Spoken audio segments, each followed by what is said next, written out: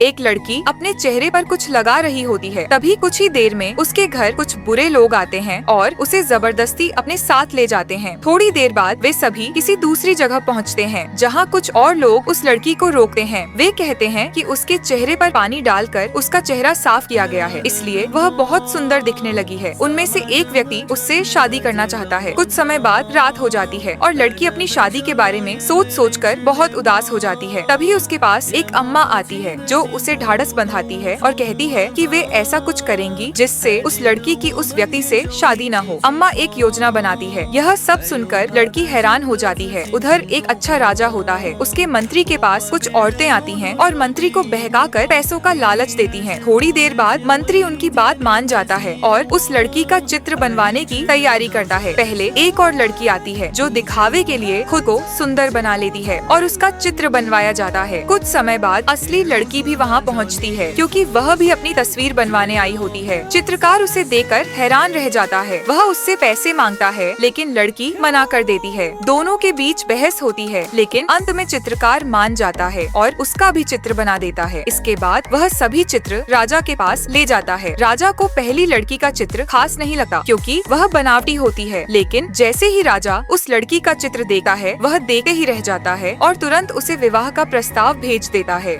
जब अम्मा लड़की को यह बात बताती है तो वह बहुत खुश हो जाती है, क्योंकि अब उसे उन बुरे लोगों से शादी नहीं करनी पड़ेगी।